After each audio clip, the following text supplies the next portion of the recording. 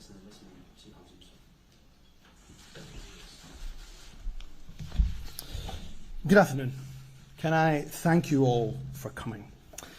Last week, I stood here to announce the ending of the cooperation agreement between the SNP and the Greens, the Butte House Agreement, and that the SNP would seek to govern as a minority government.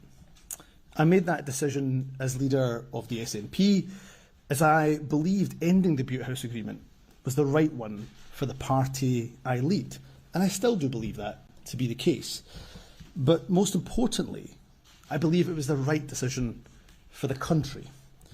My hope was to continue working with the Greens in a less formal arrangement as the SNP moved into a new phase of minority government. Unfortunately, in ending the Butte House Agreement in the manner that I did, I clearly underestimated the level of hurt and upset that caused Green colleagues. For a minority government to be able to govern effectively and efficiently, trust when working with the opposition is clearly fundamental.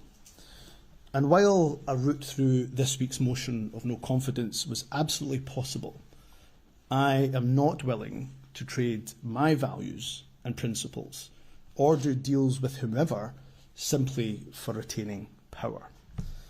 Therefore, after spending the weekend reflecting on what is best for my party, for the government and for the country I lead, I've concluded that repairing our relationship across the political divide can only be done with someone else at the helm. I have therefore informed the SNP's National Secretary of my intention to stand down as party leader and ask that she commences a leadership contest for my replacement as soon as possible. In order to ensure a smooth and orderly transition, it is my intention to continue as First Minister until my successor has been elected, particularly as the Parliament will be debating some incredibly important legislation in the coming days and the coming weeks. I cannot tell you what an honour it is being the First Minister of the country I love, the country I'm raising my family in, and the only country I will ever call home. As a young boy born and raised in Scotland, I could never have dreamt that one day I would have the privilege of leading my country. People who looked like me were not in positions of political influence, let alone leading governments, when I was younger.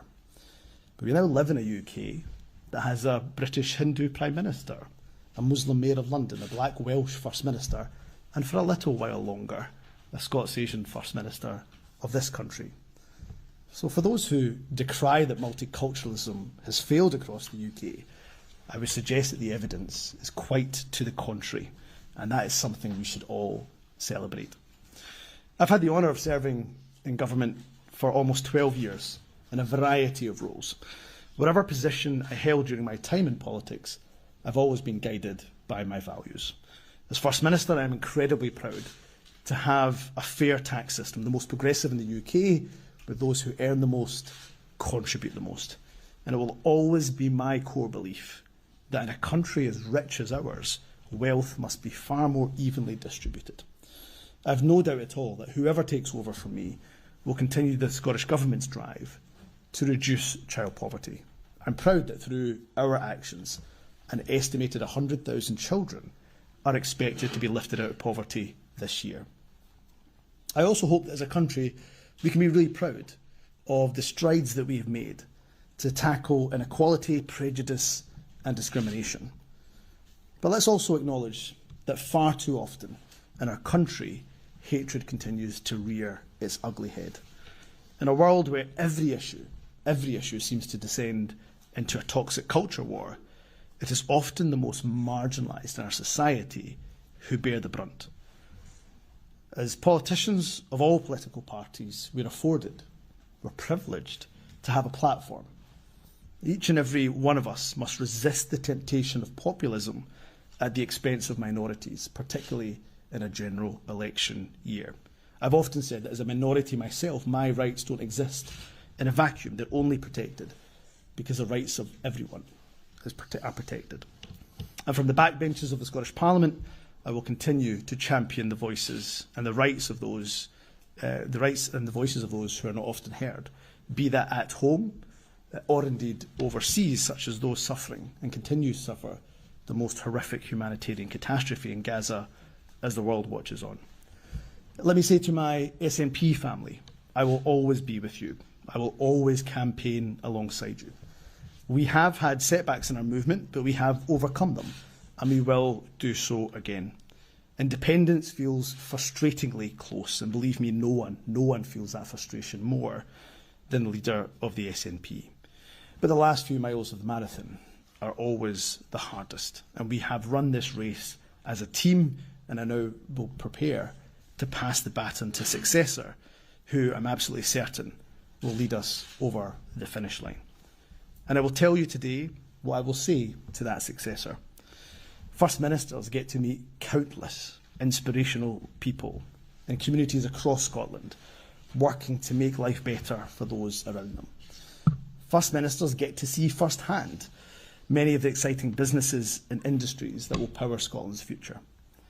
And whenever First Ministers set foot beyond Scotland's shores, no matter where they go, in Europe or across the world, they encounter friends and admirers of our nation. If only every person in Scotland could be afforded the opportunity of being First Minister for just one day. On the very next day, it's my belief that they would vote for independence with both their head and their heart. To my fellow MSPs of all political persuasions, next week is a crucial milestone. We mark 25 years of devolution. We have an electoral system that is designed for no political party to have an overall majority. Devolution's founding fathers and mothers, rightly in their wisdom, believe that no one loses out by politicians sharing wisdom, sharing counsel, sharing ideas. But the converse is also true. That is why I would make an appeal to colleagues from across the political spectrum. The while government, of course, must act in good faith, so must their opposition, and be prepared to collaborate with us, not just oppose for opposition's sake. The only people who suffer as a result of such an impasse are the very public that we seek to serve. Politics and politicians, not unreasonably, I'm afraid, have often been maligned. However, I truly believe that when we get it right, and often we do, we are a force for good that can transform people's lives for the better. So to my colleagues in opposition, regardless of political party, I genuinely do wish you well. I bear no ill will and certainly bear no grudge against anyone. Politics can be a brutal business. It takes its toll on your physical and mental health. Your family suffer alongside you. I am in absolute debt to my wonderful wife, my beautiful children, and my wider family for putting up with me over the years. I'm afraid you will be seeing a lot more of me from now. You are truly everything to me.